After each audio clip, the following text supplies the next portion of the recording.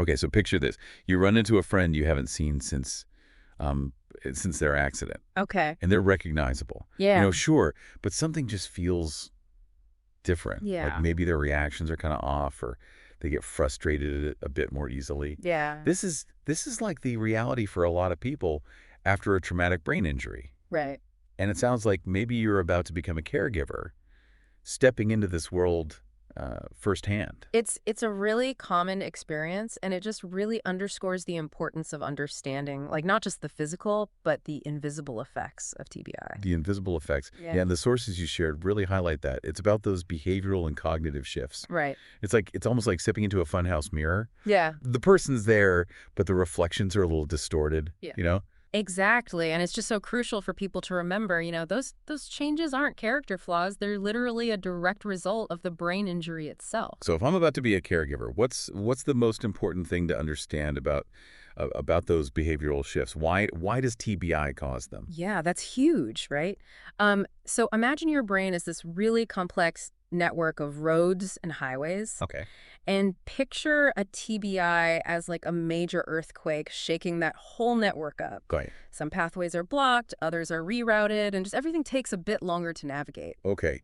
Whoa. Okay, that's a really powerful image. So it's not that they want to be, more agitated or have trouble following conversations. Their brain is literally working differently now. Precisely. Yeah. And I think, understanding that why is so huge because in the heat of the moment, remembering that it's the TBI, not the person, can make all the difference in responding with patience and compassion. That makes total sense. Okay, so let's dive into the specifics here. Yeah. What are some of the most common behavioral changes that these sources mention? Yeah. Agitation comes up a lot, Okay. and it can manifest in so many ways. Restlessness, anger, outbursts, even verbal aggression. Wow. One source describes it like this. Imagine someone constantly on edge, like their fuse has been shortened. Yeah. Things that wouldn't normally faze them can suddenly trigger a really strong reaction. Wow, that's a really vivid way to put it. Yeah. And it makes you realize it's not just about being a bit grumpy, it's a whole different experience for them.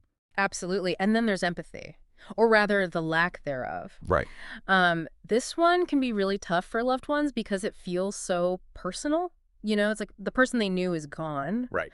But again, it's often the TBI at play affecting their ability to understand or share another person's feelings. Right. And the sources use the phrase impaired abstract thinking to describe this. Yeah. So it's not that they don't care, it's that the injury might make it harder for them to step into someone else's shoes, so to speak. Exactly. Let me give you an example. Imagine trying to explain like a joke to someone with TBI. It might not land because they're struggling to grasp the nuances, Oh, okay. the double meanings, the social context Gotcha. that make it funny. That makes it so much clearer. Yeah. And it's not just about humor, right? This could affect their ability to understand social cues, follow complex conversations, even make decisions that require weighing different perspectives. You got it. And remember, every TBI is unique. Of course. So the severity and combination of these changes will vary. It's not a one-size-fits-all situation. Right. Right. That's why getting a handle on these core concepts is so important for caregivers. It's like laying the foundation for building a care plan. Yeah. Speaking of building, the sources really emphasize environmental tweaks as a good starting point. Yeah. It's all about, creating this calming atmosphere, but what does that actually look like in practice? Yeah, think of it this way. If someone's recovering from a broken leg, you wouldn't expect them to run a marathon, right? You'd create an environment that supports their healing, comfortable furniture, minimal stairs, things like that. Well, the same principle applies to TBI. Okay, so we're talking about reducing environmental stressors that could trigger agitation, right? Yeah, exactly. But give me some specifics. Like, what can caregivers actually do? Well, managing sensory input is a big one. Imagine someone's already on edge because their brain is working overtime to process information. Bombarding them with loud noises or chaotic visuals is only going to make things worse. So turning down the TV isn't just about being polite. It's practically an intervention. Exactly. Are there other examples like that? Absolutely. Think about lighting. Like harsh overhead lights can be really stimulating. So switching to softer lamps can create a calmer ambiance. Or consider scents.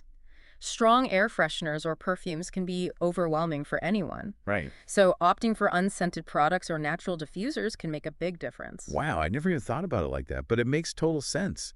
It's about creating this, like, sense of peace and predictability in their environment. Right? And speaking of predictability, a few sources highlight the power of routine. Yes. How does that play into managing behavior after TBI? So imagine trying to solve a complex puzzle while someone keeps swapping the pieces around. Okay. That's kind of what life with TBI can feel like. Really? Disorienting, exhausting. Wait, really? That's a powerful way to put it. Right. Yeah. Now imagine that same puzzle, but the pieces stay put. Your brain can relax, focus, start making connections. That's the power of routine. It provides a stable framework that reduces mental fatigue and allows the brain to just focus on healing. That makes so much sense. So it's not just about being organized for organization's sake. It's about creating a sense of safety and security for someone whose world feels anything but. Exactly. And this, I think, is where it gets really interesting because routine doesn't just help manage behavior in the moment, it also supports those underlying cognitive changes we were talking about. Oh, tell me more about that connection. I'm intrigued. Well, one of the challenges with TBI is that it often affects what we call executive functioning. Okay. Things like planning, organizing, remembering, Okay. and guess what relies heavily on those very skills.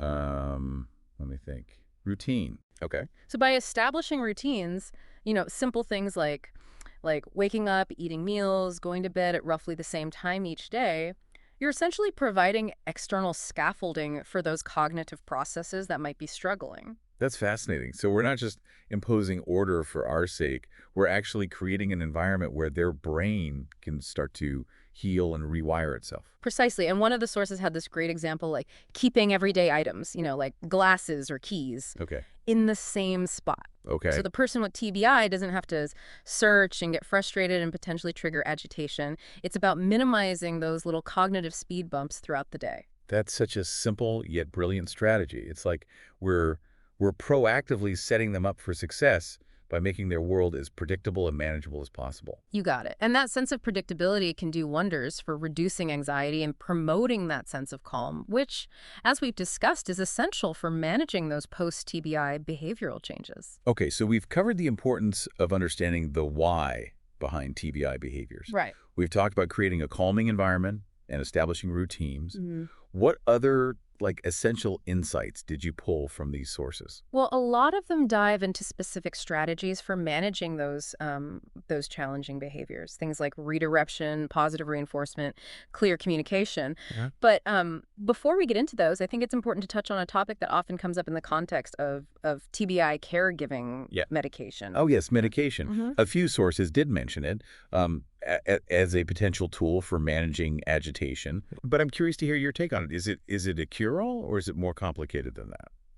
That's a great question, and it's one that deserves a nuanced answer. The sources acknowledge the potential role of medication, but they also emphasize caution. Right. And here's, I think, a key insight.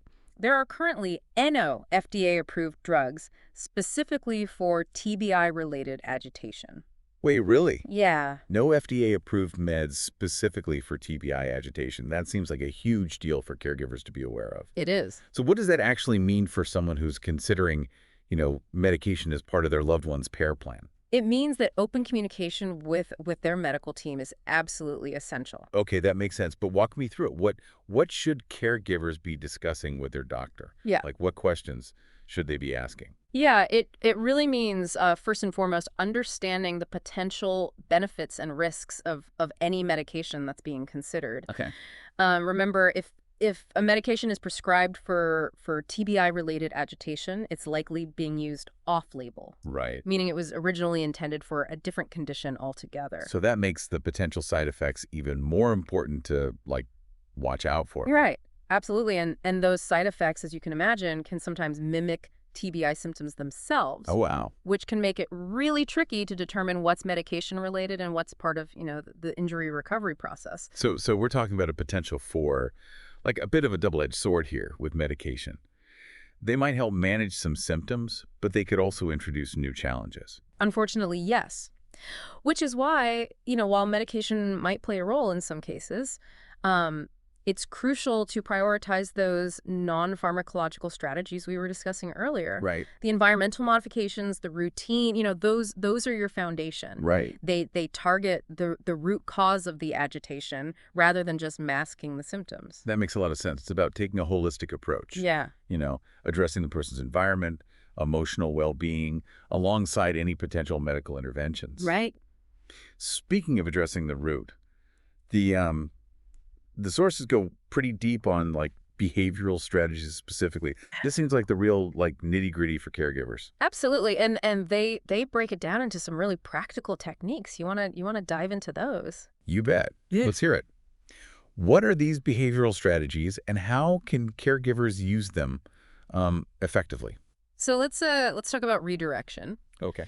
It's more than just changing the subject. It's about recognizing when the person with TBI is heading towards a meltdown and gently steering them towards, calmer waters. Okay, so it's not about like dismissing their feelings. It's about channeling them differently. Exactly. Like if they're getting agitated about not being able to find their keys, instead of saying, you just had them, you might say, hey, let's check the kitchen table one more time. Maybe we can have some tea while we look. Exactly. And this works because, remember, the TBI brain might be struggling with flexibility and problem solving. Right. So getting stuck on a frustrating thought is easy to do. Redirection offers that mental detour, preventing the escalation to agitation. That makes so much sense. So it's like providing a mental escape route, a way to like shift gears before things get heated. Yeah. Okay, redirection. Check. What's next on our behavioral strategy hit list? Let's talk about the power of positive reinforcement. Okay. It might sound simple, Yeah. but it's incredibly effective, especially when you factor in potential memory issues. So instead of focusing on what they're not doing well, you're praising and rewarding the behaviors you want to see more of, like, wow, you got yourself dressed all by yourself this morning. Way to go. You got it. You're essentially creating a positive feedback loop. Okay. That encourages those desired actions. Think of it like training a puppy. You wouldn't yell at it for not fetching the newspaper on the first try. You'd celebrate every little step in the right direction. And because memory can be affected after TBI, consistently reinforcing those positive behaviors helps solidify them, right? It's like we're helping to rewire those pathways in the brain. Exactly. Repetition and consistency are key here. Right. Just like establishing routines helps create predictability, using positive reinforcement consistently helps reinforce those desired behaviors over time. So we're not just managing behavior in the moment. Yeah. We're actively participating in their recovery by providing those positive cues. I love that. Okay, we've covered redirection and positive reinforcement. What's the third behavioral strategy these sources emphasize? Communication. Communication, right. It sounds obvious. But effective communication after TBI is more nuanced than just being polite. Okay, so what's the TBI-specific spin on communication? What do caregivers really need to know? It all comes down to recognizing that the person you're communicating with might be processing information differently than they did before.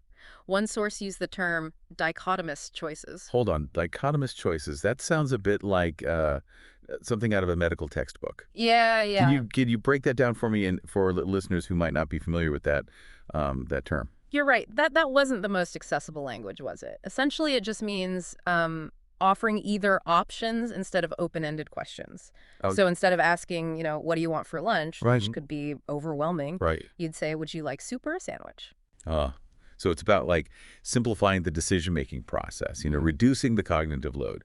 Instead of having to mentally sift through like endless possibilities, you're providing this clear, manageable choice. Precisely. And that's just one example of how to adapt your communication style after TBI. Right. Other tips include, speaking slowly and clearly, Okay. breaking down instructions into smaller steps, using visual aids like pictures or gestures. It's about meeting them where they're at cognitively, Right. not where you expect them to be. That's a really important point. It's not about like lowering your expectations. It's about adjusting them to the reality of their current situation. Yes. Yeah. And that takes, patience, understanding, a willingness to adapt. Yeah. Couldn't have said it better myself. Now, while we're on the topic of patience and adaptation, I think it's time we address the elephant in the room.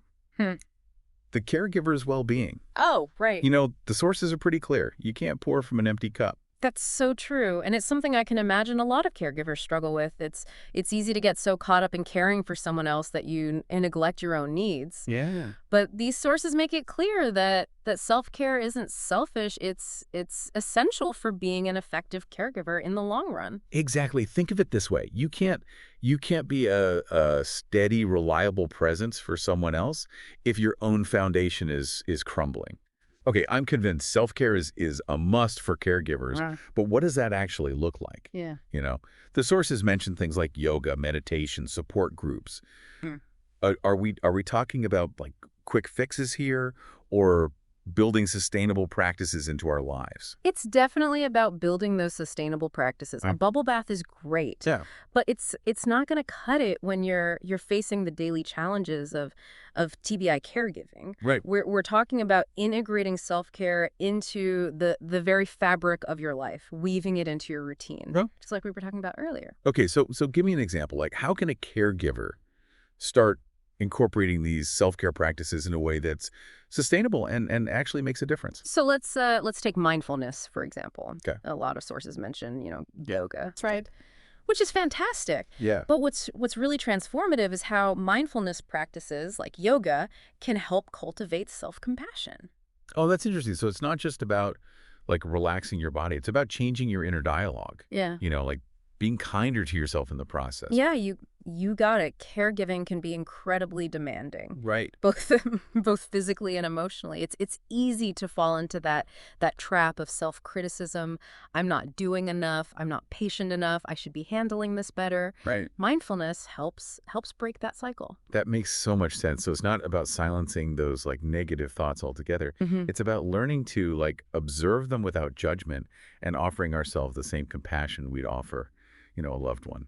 Exactly. It's about recognizing that you're human, that you're doing your best, and that it's okay to make mistakes or have moments of frustration. In fact, acknowledging those moments and giving ourselves permission to feel those feelings is a crucial part of self-care.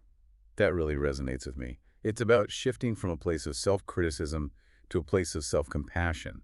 And I imagine that shift in perspective can make a huge difference in a caregiver's ability to show up for themselves and for the person they're caring for. Absolutely. And that brings us to another crucial aspect of self-care, that the sources highlight support systems. Right, building a strong support network. A lot of the materials mention joining groups, but what's the real benefit there? Like, why is that so important for caregivers? So imagine feeling overwhelmed, like you're the only one going through this roller coaster of emotions.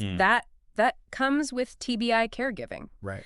Now, picture connecting with others who get it, Yes. who've ridden that same roller coaster and understand the ups and downs, the triumphs and the challenges. It's about feeling seen and heard, which is so crucial when you're like constantly caring for someone else. Yeah.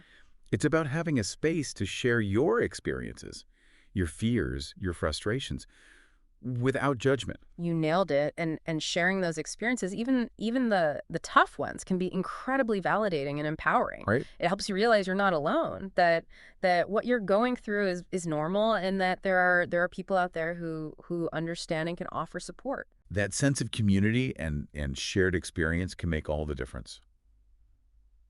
Okay, we've talked about mindfulness, support systems. What other self-care strategies do the sources emphasize? Well, they also talk about the importance of setting boundaries, Right. which can be one of the toughest, Yes. but most important aspects of self-care for caregivers. The B word, boundaries. I've heard that one come up a lot in the context of caregiving, and honestly, it's one I struggle with. Yeah. It's easy to feel guilty about like setting limits when you're caring for someone you love. I hear you, and it's a really common struggle. But here's the thing: setting boundaries isn't selfish. It's about sustainable caregiving. It's about recognizing that you can't pour from an empty cup, and that setting limits on your time and energy is actually an act of self-preservation, Right. which ultimately allows you to be a better caregiver in the long run. So saying no sometimes is actually saying yes to the bigger picture of long-term care. Exactly. It's about creating a sustainable structure for the caregiving journey, pacing yourself for a marathon, not a sprint. And that brings us to a point the sources emphasize repeatedly individualized approaches. Okay, so we've covered a lot of ground here understanding TBI behaviors, environmental tweaks, routines, behavioral strategies, self-care. Like how does it all fit together for the person actually doing the caregiving? Yeah, that's where things get really interesting. You see, it's tempting to view these strategies as a checklist. Yeah. Right. Do this, then this, then this, and everything will be fine. Right, like a recipe for TBI caregiving success. Right. But it's obviously more nuanced than that, right? Yeah. Every person's different, every injury is different. And and what works for one person might not work for another. Precisely. And that's why, while these strategies provide a great framework, it's crucial to remember they're a starting point, not a finish line. Okay. Your role as a caregiver is to become a detective of sorts. Ooh, a detective. I like that analogy. Yeah. So we're not just like following instructions, we're gathering clues. What kind of clues are we looking for? Pay attention to the individual. What triggers agitation for this specific person? What calms them down? What activities do they enjoy? What time of day are they most alert? What are their strengths and how can you build on those? It's about like observing patterns, testing strategies, seeing what sticks, Yes. not assuming that what worked for someone else will automatically work in this situation. It's about becoming a student of the person you're caring for, Right. understanding their unique needs and preferences, Okay. and constantly adapting your approach based on their responses. It's like they're giving us the tools and materials, but we have to build the house brick Yes. by brick based on the unique blueprint of the person we're caring for. Perfect analogy. And that building process is ongoing. You know, what works in the early stages of recovery might need to be adjusted as the person progresses, as their abilities change and as their needs evolve. Oh, yeah. It's a journey, not a destination. And that requires flexibility and a willingness to adapt from the caregiver, right? Absolutely. And speaking of adapting, one thing I've been thinking about throughout this whole conversation is patience. I mean, it's Right. great to have all these strategies, but we're talking about like challenging behaviors here. Hmm. How can caregivers cultivate the patience they need to navigate those tough moments? Because let's be honest, there will be tough days. You're absolutely right. There will be tough days. Yeah. Days when you feel like you're hitting your head against a wall, when nothing seems to work, and when your own patience wears thin. Right. And those days are the ones that require the most self-compassion. Yeah. Remember, the person with TBI isn't choosing to be difficult. Their brain is literally working through a traumatic event. Right. So those outbursts or moments of frustration, they're not personal attacks, they're symptoms. Exactly. And approaching those moments with patience, not judgment, can make all the difference in de-escalating a situation. Okay. It's about taking a deep breath, Right. reminding yourself that it's the TBI talking, and responding with the same kindness and understanding you'd offer, a small child having a meltdown. So patience becomes a strategy in itself, like a way to diffuse those tense situations and create a more peaceful environment. In many ways, yes, and it ties back to that self-compassion we were talking about earlier. Being patient with the person you're caring for starts with being patient with yourself. Right. It's about recognizing that you're not going to get it right all the time, that you're going to make mistakes. Right. And that it's okay to ask for help when you need it.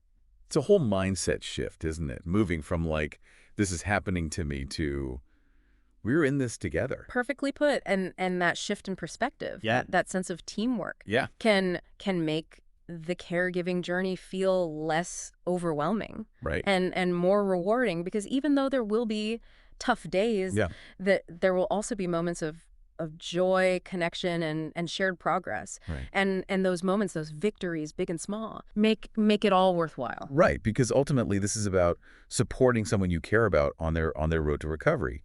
And that journey, while demanding, can also be incredibly meaningful. Couldn't said it better myself. And that, I think, is a perfect note to transition to our final thoughts for this deep dive. What do you say? Ready to wrap things up? You bet. Hit me with that final thought-provoking nugget of wisdom. What should our listeners be pondering as they navigate this new world of TBI caregiving? Through all these sources, amidst all the strategies and the tips, Yeah. there's this recurring theme, the power of the individual. Okay, unpack that for me. We've talked about like individualized approaches, but this feels different. It is, because it's not just about tailoring the strategies to the person with TBI. It's about recognizing their inherent strength and resilience. Okay. It's about remembering that even though their brain has been injured, their spirit, their essence is still very much intact. So even though the brain has been injured, there's still this like powerful capacity for healing, for adaptation, for rediscovering who they are in this new reality. Absolutely. And as a caregiver, you're not just managing behaviors. You're fostering that healing, that rediscovery of self. Right. You're providing the support, the encouragement, the unwavering belief in their potential Yeah. that allows them to blossom in ways they might not have imagined. That's a beautiful way to think about it. Yeah.